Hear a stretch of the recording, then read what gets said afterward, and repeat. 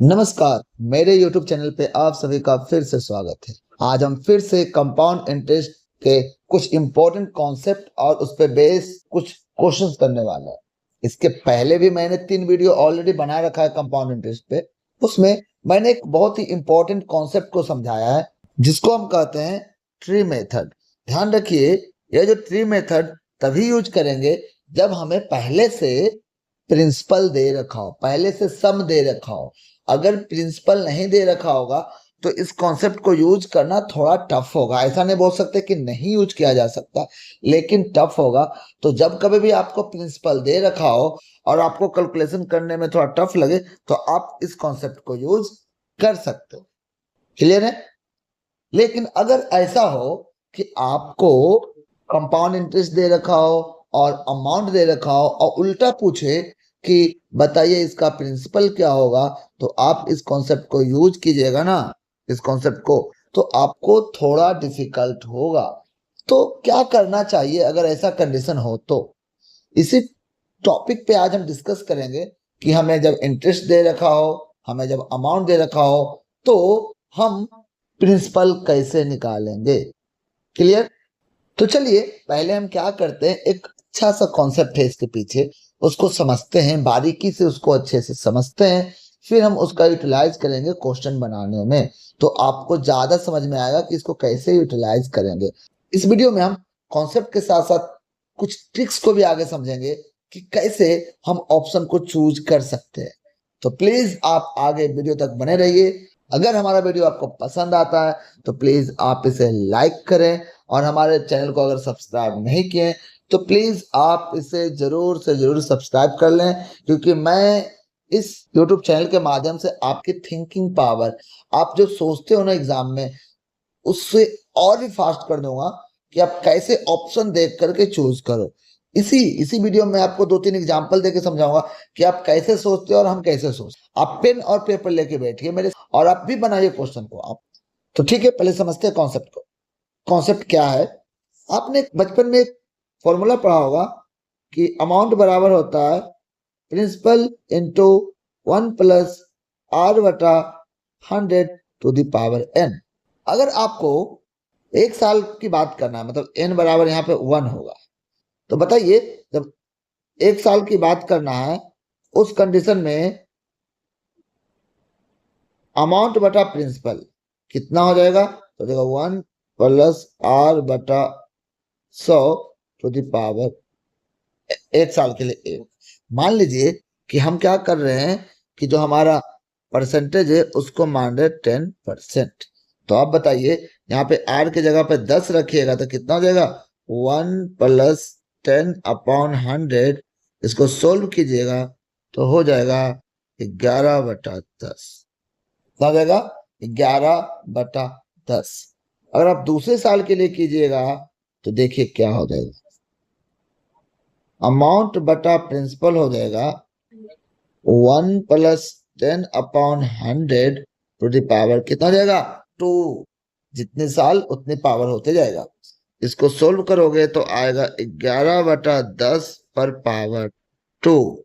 ध्यान रखिए, इस फॉर्मूला को आगे यूज नहीं करेंगे, बस कॉन्सेप्ट समझाने में यूज कर रहे हैं। अगर तीसरे साल की बात किया जाए, ऐसा 3 साल 4 साल 5 साल भी कर सकते हो, लेकिन उतना नहीं समझना आपको, बस यहाँ तक समझना, फिर मैं बताऊंगा आगे कैसे यूज करेंगे इसको।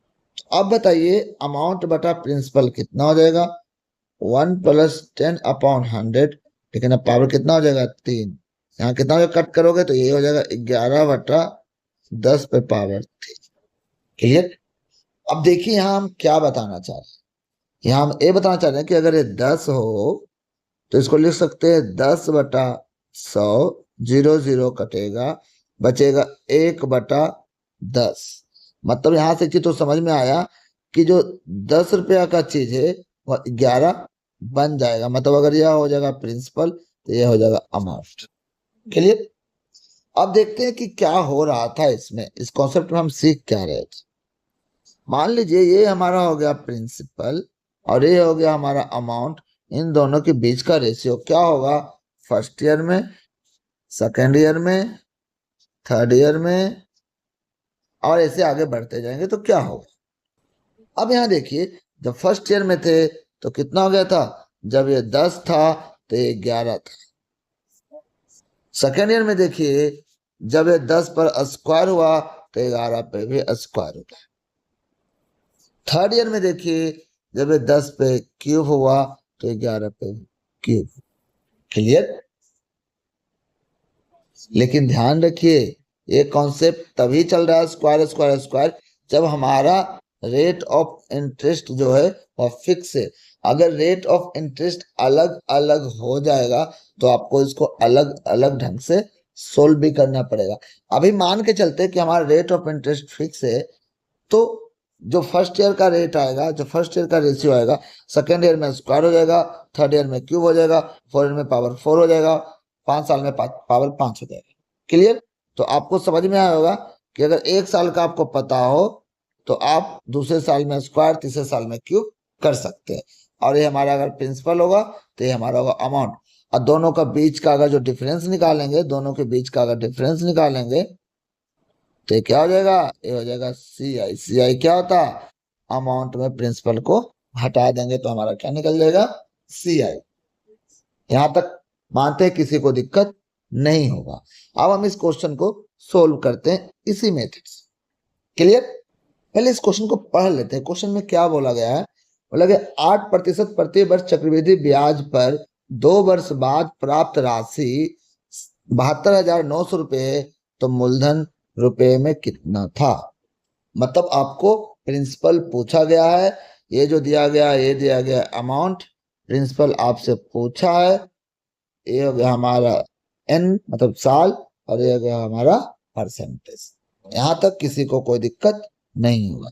तो सबसे पहले ये जो 8% है, इस 8% का मतलब समझ लेते। 4 से इसको काटोगे तो ये 2 हो जाएगा, इसको 4 से काटोगे तो क्या हो जाएगा, 25 हो जाएगा। मतलब हमारा जो फर्स्ट ईयर का होगा, प्रिंसिपल और अमाउंट का रेशियो निकालिएगा, तो अगर 25 रुपया रहा होगा तो हमारा अमाउंट कितना हो जाएगा, 27 हो जाएगा। ये कब, जब फर्स्ट ईयर में रहा होगा। लेकिन हमें कितने साल के लिए करना है, 2 साल के लिए, तो सीधे इस पे क्या कर देंगे, स्क्वायर। क्लियर। मतलब हमारा प्रिंसिपल हो जाएगा 625, और अगर आपको स्क्वायर पता हो तो इसका स्क्वायर होता है कितना, इसका स्क्वायर होता है 729। बस इतना ही है हमारा। ये हो जाएगा अमाउंट और ये हो जाएगा प्रिंसिपल। लेकिन क्वेश्चन में अमाउंट कितना दे रखा है, क्वेश्चन में अमाउंट दे रखा है 72,900। मतलब इसमें कितने जीरो चिपकाने पड़ेंगे, 2 जीरो। तो क्या बन जाएगा हमारा, जो ओरिजिनल में जो अमाउंट है, तो अगर इसमें भी जीरो चिपका देंगे तो क्या हो जाएगा, ये हमारा ओरिजिनल क्या हो जाएगा, प्रिंसिपल। तो हमारा ऑप्शन कौन सा हो जाएगा, 4। बताइए, मात्र इतना लिखने पे काम हो। तो आपको समझना है कितने साल के लिए करना और क्या। क्वेश्चन नंबर 2 देखते हैं। इस क्वेश्चन को पढ़िए। इस क्वेश्चन में बोल रहा है 2 वर्षों के लिए एक धनराशि 15% प्रति वर्ष की दर से 3,225 रुपये का चक्रवृद्धि ब्याज देता है। ध्यान रखिए, ए दिया हुआ है चक्रवृद्धि ब्याज कितने सालों के बाद, 2 सालों के बाद, और कितना परसेंट था, 15%। तो बोला गया कि राशि, धनराशि क्या थी, मतलब हमसे प्रिंसिपल पूछा गया। क्लियर, यहां तक हो गया। सबसे पहले तो देखते हैं ये 15% का मतलब क्या होता है। 15% का मतलब हो जाता है हमारा कितना, 15/100। किससे काटेंगे, एक कटेगा 5 से 3 बार में, ये भी 5 से कटेगा कितना, 20 बार में। क्लियर। मतलब यहां से समझ में आ गया कि अगर हमारा प्रिंसिपल 20 होगा तो हमारा अमाउंट कितना होगा, ये होगा 23, 1 साल में। लेकिन यहाँ साल कितना दे रखा, 2, तो इस पे क्या कर देंगे, स्क्वायर, इस पे क्या कर देंगे, स्क्वायर। यहां तक में कोई दिक्कत नहीं है। तो ये कितना बन जाएगा, ये बन जाएगा 400, और ये बन जाएगा 529। आपको स्क्वायर याद होना चाहिए। अब आप बताइए, इन हमें तो ये क्या दे रखा है, ये दे रखा है कंपाउंड इंटरेस्ट। तो इन दोनों के बीच का जो डिफरेंस होगा वही तो हमारा क्या हो जाएगा, हमारा कंपाउंड इंटरेस्ट निकल के आएगा। और वो कितना होगा, तो अब देखिएगा तो कितना हो जाएगा, 129 होगा। क्लियर। यहां तक में किसी को दिक्कत नहीं। अब क्या करेंगे, अब इसको क्या करें, अब सोचिए। हमें ये तो इसका मान कितना दे रखा है, इसका मान दे रखा है 3,225 रुपया, और हमें पूछा गया इसका मान कितना होगा। हमें प्रिंसिपल ही तो निकालना है। अब आप बताइए इसमें कितना से मल्टीप्लाई करें कि यहां तक पहुंचा जा सकता है। इसमें कितना से मल्टीप्लाई करें कि 3225 हो जाएगा। आधा बच्चा पहले क्या करेंगे, इसमें से भाग लाएंगे। अरे भाई, अब यहाँ पे आपको सीखना है कि अब आप आपका दिमाग कैसे चलेगा। आप यहाँ इसमें कितना से गुना करें कि इतना तक पहुंच सकते हैं। अब बच्चा क्या करेगा, इसमें भाग देगा। अरे भाग नहीं देना, आप कॉमन सेंस लगाओ। अब देखो कि अगर 10 से करते 1290 होगा, अगर 20 से करते तो क्या हो जाएगा, तो कितना हो जाएगा 1224।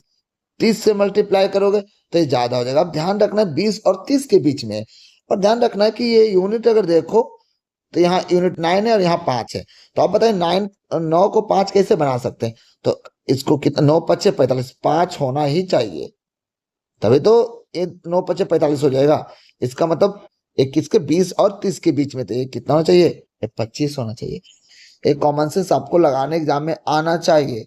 यही हम सिखाना चाह रहे हैं कि आपका कॉमन सेंस कैसे काम करता है आपको पता होना चाहिए। इसका मतलब इसमें भी कितने से गुना करेंगे, इसमें भी 25 से गुना करेंगे। और यह कितना हो जाएगा गुना करने पर, इसमें गुना कीजिएगा तो हो जाएगा ये 10,000। Option number A. क्लियर। यहाँ पे जो गुना करने का तरीका था ये आपको ओरली सीखना था। अदरवाइज बच्चे क्या करेंगे, 3225 में 129 से भाग देंगे, जो कि बकवास है। ऐसा अगर आप कर रहे हो तो अपना समय एग्जाम में आप खुद बर्बाद करेंगे। आप बोले तो आप आंख और दिमाग दोनों खोल के क्वेश्चन को सोल्व करना सीखिए। अब इतना मेथड आपको पता हो, इतना मेथड, उसके बाद आप बैठ के भागा देने में फंस गए तो क्या है, कोई मतलब ही नहीं है। या तो आप क्वेश्चन को छोड़ दो, और अगर कर रहे हो तो आप दिमाग लगाओ क्या हो सकता है, पॉसिबिलिटी सोचो, और उसके बाद आप बोलोगे 25 के अलावा किसी से और नहीं गुना करना पड़ेगा, आप करके देख लीजिए। चलिए अब दूसरा क्वेश्चन देखते हैं, उसमें भी जो कुछ लॉजिक सीखना है वो आपको सिखाए। चलिए इस क्वेश्चन को पढ़ते हैं। क्वेश्चन बोला गया है, यदि किसी मूलधन पर 12% वार्षिक चक्रवृद्धि ब्याज की दर से 3 वर्षों में राशि 12,000 रुपये है, तो चौथे वर्ष के बाद राशि क्या होगी। ध्यान रखिए, इसमें आपसे 3 वर्ष तक का अमाउंट दे रखा है और चौथे वर्ष का अमाउंट क्या हो गया, पूछा गया। परसेंटेज कितना है, 12%। चलिए, तो इसका मतलब 12% का मतलब क्या लिखेंगे, ये हो जाएगा 12/100। मतलब अगर आप ध्यान से देखें तो प्रिंसिपल और अमाउंट का रेशियो होगा 100:112। क्लियर। ध्यान रखिए, ये 3 साल का दे रखा है अमाउंट, हमको चौथे साल का पूछा है। तो ध्यान रखिए, चक्रवृद्धि ब्याज में जो अमाउंट होता है 3 साल तक का जो अमाउंट दिया गया, ये हमें चौथे साल के लिए क्या बन जाएगा, प्रिंसिपल। ध्यान, इसमें कॉन्सेप्ट यही था कि यह जो अमाउंट दिया है 3 साल में ना, जब हम चौथे साल निकालने जाएंगे तो चौथे साल के लिए अमाउंट नहीं रह जाएगा, बल्कि ये क्या बन जाएगा, प्रिंसिपल बन जाएगा। क्या हो जाएगा, प्रिंसिपल बन जाएगा। बस इतना ही कॉन्सेप्ट था इसमें, क्योंकि कंपाउंड इंटरेस्ट में तो यही होता है ना, सारा प्रिंसिपल और ब्याज मिलते जाता है और नया प्रिंसिपल बनते जाता है। तब तक हम उसको अमाउंट बोलते हैं जब तक उसके आगे का कैलकुलेशन नहीं करना पड़े। इसके आगे हमें एक बार और कैलकुलेट करना है, तो अभी अमाउंट ना रह करके क्या हो जाएगा, प्रिंसिपल हो जाएगा। तो देखिए, अब इसको हम समझेंगे क्या, ये है हमारा प्रिंसिपल। अब इसको अमाउंट नहीं लिखेंगे, ये हमारा होगा क्या, प्रिंसिपल। अब आप बताइए प्रिंसिपल कितना है, 12,000, और यहाँ प्रिंसिपल कितना निकला है। ध्यान रखिए, 3 साल से चौथे साल जाने में मात्र 1 साल का ही डिफरेंस है, इसलिए इतने ही तक रखेंगे, इसके आगे हम कुछ नहीं कर रहे। तो अब बताइए इसको कितना से गुना करेंगे, तो 12,000 हो जाएगा। इसमें गुना कितना करेंगे, 120 से। तो बहुत बताओ, इसमें 120 से गुना करेंगे तो कितना हो जाएगा। तो अब बैठ के गुना कर लीजिएगा। लेकिन अब यहाँ पे भी देखिए, यहाँ पे भी हम आपको कॉमन सेंस सिखाना चाहते हैं। आंसर आप गुना करके ले आओगे, ऑप्शन हो जाएगा ठीक, इतना क्लियर है। लेकिन आपको बताते कि आप कैसे जल्दी से भी कर सकते हो। देखो, सबसे पहले इसको अगर देखो तो इसमें 3 भी होगा, 12 में 3 भी है और 4 भी है। तो इसका मतलब आंसर 3 और 4 के मल्टीपल में होगा। 50 तो 4 से नहीं कटेगा, इसका मतलब ये नहीं हो सकता। 30 भी 4 से नहीं कटेगा, मतलब ऑप्शन ए भी नहीं हो सकता। यहाँ तो क्लियर हो गया। अब हमारे पास ये 2 ऑप्शन बचा है, तभी 3 से कटेगा जब उसके अंकों का योगफल भी 3 से कट जाए। अब देखिए, यहाँ जोड़िए, 5 4 9 कट गया, 4 1 5, ये नहीं कटेगा तो फेल हो गया। हमारा ऑप्शन कौन हो जाएगा? 3। लेकिन अब 3 से काट के भी देखते थे कटता है कि नहीं। अब देखिए ये हो गया, 3 से ये कटेगा, 4 4 8 1 9 कट जाएगा। इसका मतलब आप यहाँ जो 120 से गुना करने बोला था, इसमें हमें 3 और 4 के विभाज्यता का नियम चेक करना था। ऐसा नहीं है, कैलकुलेट करते तो भी आ जाता 13,440 रुपया। नो डाउट आंसर यहाँ भी कर सकते हो, लेकिन अगर आपको नहीं गुना करना है, यहाँ गुना, यहाँ पे ये समझना चाहिए, यहाँ पे अगर आउट ऑफ आ जाता तो आप कैसे अप्रोच लगाते, आप क्या सोचते। तो वही बताना चाह रहे हैं कि यहाँ पे जो मल्टीप्लाई कर रहे होगे ना, वो मल्टीप्लाई करना जरूरी नहीं होता। आप सोचो कि क्या बिना मल्टीप्लाई के आंसर नहीं आ सकता? आ सकता। आपको विभाज्यता का नियम पता हो, आपको छोटे छोटे बारीकियां पता हो, तो बिना कैलकुलेशन करके भी आप आंसर तक जा सकते हो। आंसर गुना करके भी आंसर ले आओ, इजी लगे तो गुना कर लो, लेकिन अगर आपको लगा नहीं इजी है, तो मैं बस ये समझाने की कोशिश किया हूं कि आप कैसे आगे सोच सकते हो कि अगर हमें कोई नंबर से गुना करना पड़ जाए तो हम क्या करें। ऑप्शन तो दे ही रखा है, चूज कर लो। क्लियर है? नेक्स्ट क्वेश्चन को देखते हैं।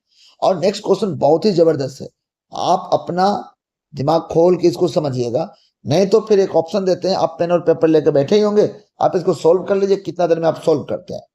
एक क्वेश्चन दिख रहा है, आपको मिलता है 1 मिनट, आप इस क्वेश्चन को सोल्व कीजिए। 1 मिनट के अंदर सोल्व हो रहा है तो ठीक, नहीं हो रहा है तो मैं जो बता रहा हूँ उस मेथड का यूज कीजिए।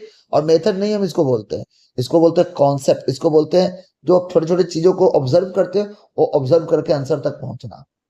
क्लियर है? चलिए, आशा करते हैं आपसे नहीं बना होगा, और बना भी होगा ना तो बिना कैलकुलेटर के तो आप सोल्व नहीं कर पाए होंगे। और दूसरा, आप यूज बनाए होंगे तो बहुत ज्यादा समय लगा होगा। अब मेरे मेथड से सीखिए। चलिए क्वेश्चन को एक बार पढ़ते हैं। क्वेश्चन में क्या बोल रहा है? एक निश्चित राशि 15% प्रति वर्ष की दर से 2.2/5 वर्षों में 4,205.55 रुपये हो जाता है, तो ब्याज वार्षिक रूप से संयोजित होता है, तो राशि क्या होगा? मतलब सिंपल सी बात है, यह जो है ये हमारा दे रखा है क्या, ये हमारा दे रखा है अमाउंट, ये दे रखा है साल, 15% दे रखा है दर, और हमसे पूछा गया है राशि क्या होगा, मतलब हमसे प्रिंसिपल पूछा है। सबसे पहले तो यहाँ देखिए, यहाँ पे जो देख रहे हैं आप, 2 वर्ष और 2/5 वर्ष, दो अलग अलग है। इन 2 वर्षों तक तो 15% चलेगा, लेकिन इसमें 15% नहीं होगा। इसमें कितना हो जाएगा? एक साल में 15% है ना, तो इतने साल में कितने होंगे? तो 15 से सबसे पहले क्या करेंगे? गुना करेंगे तो कितना हो जाएगा? ये हो जाएगा 3। मतलब कितना चलेगा? 2/5 वर्ष के लिए ये चलेगा 6%। इतना कॉमन सेंस तो सबसे पहले आपको आना चाहिए कि 2 साल तक, लगातार 2 साल तक 15% चलेगा, और जो बचे हुए 2/5 है उसके लिए 6% चलेगा। यहां तक क्लियर? अब सोल्व करते, ध्यान रखिए। अब क्या है, 3 साल एग्जैक्ट नहीं है, तो अब इसको कैसे सोल्व करेंगे? ध्यान रखिए, 15% का मतलब क्या हो गया? 15/100। लेकिन हमें ध्यान रखना है ना, ये जो अमाउंट दे रखा है ना, ये टफ दे रखा है। ये क्या दे रखा है? थोड़ा मुश्किल दे रखा है। तो पहले समझते हैं, अमाउंट बटा प्रिंसिपल कितना होगा। अब अमाउंट बटा प्रिंसिपल समझोगे तो पहले साल में कितना हो जाएगा? ये हो गया होगा 115/100। दूसरे साल में कितना हो गया? 115/100। तीसरे साल कितना हो गया? 106/100। आप बताइए, हमें प्रिंसिपल निकालना है, ये निकालना है, और इसका मान कितना दे रखा है? इसका मान दे रखा है 4,205.55। अब बताइए, आप इसको सोल्व कीजिए। बहुत मुश्किल है सोल्व करना। अब हम बताते हैं कि आपको कैसे सोचना चाहिए, आपकी थिंकिंग पावर कैसी होनी चाहिए। क्लियर? अब आप देखिए इधर, मतलब ये पी क्या हो जाएगा? यहाँ पे हो जाएगा गुना पी में, यही होगा, पी उधर चल जाएगा तो इतना हो जाएगा। ये हमारा इक्वेशन बनेगा। अब देखिए हमारे पास ये इक्वेशन पड़ा हुआ, अब आपको सोचने के लिए आना चाहिए, इस इक्वेशन से भी काम चल सकता है। आप ध्यान दीजिए कि प्रिंसिपल में पी के जगह पे ऐसा क्या रखिए, इस ऑप्शन से देखिए, इसको भी देखिए, इसको भी देखिए, इसको भी देखिए, इसको भी देखिए, और ध्यान रखिए कि यहाँ पे जो रखिएगा इसको सोल्व करने के बाद इधर 2 अंक के बाद दशमलव भी आना चाहिए। तो सबसे पहली बात तो यहाँ ये हो गया कि 2 अंक दशमलव तभी आएगा जब नीचे 100 बचा रहेगा और बाकी ये वाला 100 कट जाएगा। यहाँ तक क्लियर? ये दशमलव तभी आएगा जब नीचे 100 बचा होगा, तभी आएगा 2 अंक के बाद दशमलव। मतलब बाकी के जो 200 है एक खत्म होना चाहिए। अब ऊपर पे ध्यान देते हैं तो ऊपर देखते 0 आता, हाँ 6 पचे 30, एक 0 यहां से आएगा और अब 0 नहीं आएगा, एक 0 तो यहां से कट जाएगा। अब मेरे पास फिर 3 0 बचे। अब 3 0 किसमें मिल रहा है? 3 0 केवल और केवल हमको किसमें मिल रहा है? 3 0 केवल और केवल 3000 में मिल रहा है। तो अब ध्यान रखिए यहाँ पे पी की जगह पर जैसे ही अब 3000 रखिएगा तो 1 2 3, 1 2 3 0 कट जाएगा और बाकी 0 हम 1 0 पर काट ही चुके हैं, तो हमारा आंसर कितना हो जाएगा? 3000 हो जाएगा। क्लियर है ना? आपको ये सोचने आना चाहिए, ऑप्शन से भी आपको निकालने आना चाहिए। आप बैठ के इसको कैलकुलेट कीजिएगा ना तो कभी नहीं बनेगा। तो ये जो दशमलव था ये हमें सिखा गया कि 100 बचेगा और ऊपर जो 5 और 6 का गुना होगा वो हमें 1 0 दे के जाएगा, तो हमको 3 0 और चाहिए था, वो केवल और केवल 3000 में ही बच रहा था, तो हमारा आंसर कितना होगा? 3000।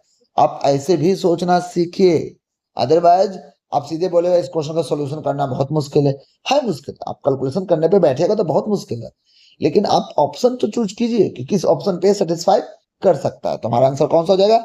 ठीक। तो ये क्वेश्चन बहुत ही जबरदस्त था। आप ऐसे क्वेश्चन को एक बार फिर से बारीकी से देखिए, समझिए। अगर आपको कोई डाउट है तो आप प्लीज कमेंट कीजिए और ज्यादा से ज्यादा इस वीडियो को शेयर कीजिए और इसे अप्लाई करना ना भूले। तो मिलते हैं नेक्स्ट वीडियो में आपके साथ फिर से नए कॉन्सेप्ट और नए क्वेश्चन के साथ, जहां आप फिर से कुछ नया सीखेंगे। तब तक के लिए आप बहुत सारा प्रैक्टिस कीजिए, इस कॉन्सेप्ट को रिवाइज कीजिए। धन्यवाद।